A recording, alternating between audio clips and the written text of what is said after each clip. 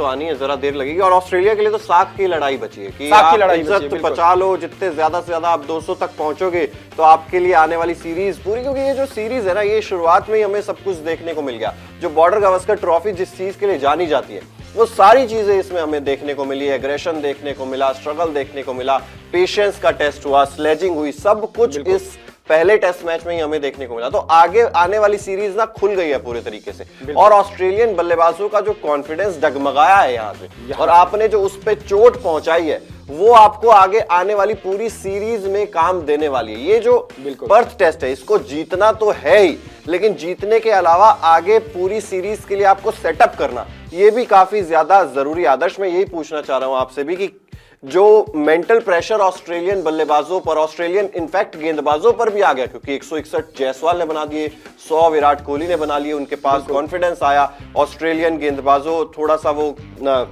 Under confident हो गए, बल्लेबाज चल नहीं रहे, तो पूरी सीरीज के लिए क्या ये डेंट पहुंचाया इंडियन टीम ने? देखो डेंट तो पहुंचाएगा, लेकिन एक चीज है, देखो बड़ी सीरीज है चिराग, 4 टेस्ट मैच और हैं भी, और बीच में 10-12 दिन का ब्रेक भी मिल रहा है। तो इस वजह से पहले टेस्ट मैच के बाद हम ये बोल दें कि टीम इंडिया ठीक है, एडवांटेज रहेगा उनके पास, लेकिन ऑस्ट्रेलिया कमबैक करने के लिए जानी जाती। और फिर सबसे इंपॉर्टेंट रहेगा test match, day night test, जो 6 दिसंबर से होगा। डे नाइट टेस्ट मैच अगर ऑस्ट्रेलिया जीत जाती है, फिर तो वो बीजीटी फिर से बराबरी पर आके खड़ी हो जाएगी। फिर समझ लो, फिर 3 टेस्ट मैच बचेंगे और समझ लो 3 टेस्ट मैच की सीरीज होगी। लेकिन यहां पर अगर हम भारतीय टीम के दबदबे को देखें, देखो 3-0 से टीम इंडिया न्यूजीलैंड से हारी थी। उसके बाद जिस तरीके का जो परफॉर्मेंस रहा था इंडिया ए टीम का, तो डर और ज्यादा बढ़ा था। लेकिन उन तमाम चीजों से सीख करके जो कमबैक भारतीय टीम ने किया है, वो दर्शाता है कि आपके पिछले 10 साल की जो टेस्ट क्रिकेट की जर्नी है, उसमें आपने बहुत कुछ हासिल किया। हाँ, न्यूजीलैंड के खिलाफ जो टेस्ट सीरीज थी, उसमें खामियां रही, बहुत बड़ी बड़ी गलतियां की, ब्लंडर्स किए, इस वजह से आप हारे। लेकिन चिराग, आप सोचो, एक टीम जो 2021 WTC फाइनल खेलती है, एक टीम जो 2023 WTC फाइनल खेलती है, जिन टीमों ने WTC फाइनल जीता 2021, वो दोबारा क्वालिफाई नहीं कर पाई ना। ऑस्ट्रेलिया पहला वाला फाइनल खेली थी, लेकिन इंडिया ने दोनों दूसरा वाला खेला। ये दर्शाता कि टीम इंडिया तो देखो टेस्ट क्रिकेट में लगातार आगे बढ़ रही है। और इस बार भी आप अगर न्यूजीलैंड वाली सीरीज को छोड़ दें, तो आप इस साइकिल में, WTC साइकिल में शुरुआत से लेकर डोमिनेट किया, आप टॉप पर ही थे। बिल्कुल। अब आप अभी भी आप बाहर नहीं हो, अभी भी आप दूसरे नंबर पर हो, ये बड़ी बात है। बस आपको एक करिश्मे की जरूरत है, क्योंकि WTC फाइनल का ऐसा सिनारियो ही बना रखा है ICC ने कि सिर्फ 2 देश ही क्वालिफाई कर सकते हैं। और अगर इसमें 3 देशों का क्वालिफिकेशन वाला सिनारियो होता, तब तो आसानी से टीम इंडिया जाती। फिर 3 देशों के बीच में अगर कंपटीशन होता, तो आप फाइनल खेलते।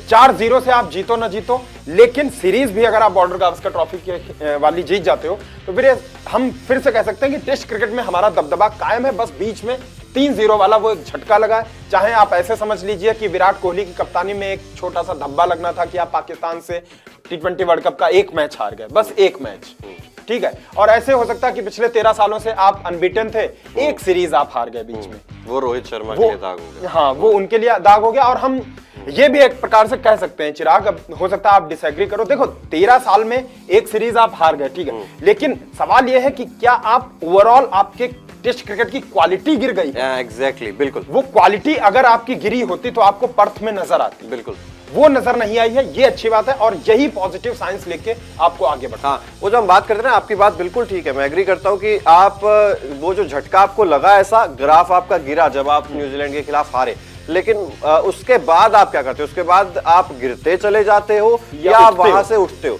तो वो जो हार्ट बीट है वो चलती रहे तो ज्यादा बेटर रहती है। अगर वो गिर जाए तो फिर कहते हैं हम कि टेस्ट क्रिकेट कहीं ना कहीं वो डूब रहा है, लेकिन अभी डूब नहीं रहा है, ये संकेत भी मिला है। और ये भी हम कह रहे हैं, हम पाकिस्तान के लिए कह सकते हैं, वो अब हम कह सकते हैं जैसे कल वो जिम्बाब्वे से हार गए वनडे मैच, तो हम कह सकते हैं कि जो वो वनडे सीरीज ऑस्ट्रेलिया से जीते वो तुक्का थी। बाकी आप इंग्लैंड से जीते टेस्ट सीरीज, उससे पहले भी आप हारे, अब फिर हारने लगे, तो इसका मतलब आपकी क्रिकेट तो ओवरऑल नीचे जा ही रही है। बस आप एक आध सीरीज बीच में जीत जाते हो। वही ठीक उल्टा भारत के साथ है, एक सीरीज हम हार गए तो फिर सीरीज हारे, लेकिन हमारी क्वालिटी जो है टेस्ट क्रिकेट की वो लगातार आगे बढ़ रहा है। और सबसे अच्छी बात जो इस टेस्ट मैच से निकल करके आई है, जो यंगस्टर्स ने जिम्मेदारी संभाली, चाहे वो हर्षित राणा हो, यशस्वी जायसवाल हो, इन लोगों ने जो क्विक लर्नर वाली एक जो अपनी वो दिखाई है क्वालिटी की, जल्दी सीखने वाली कला, वो नजर आई, ये आपको लॉन्ग टर्म आपको नजर आती रहेगी। जैसे सचिन भी स्टार्टिंग में तो रन ही नहीं बन रहे थे जब करियर में आए थे, फिर पहला शतक उनका 77 या 78 वनडे के बाद आया,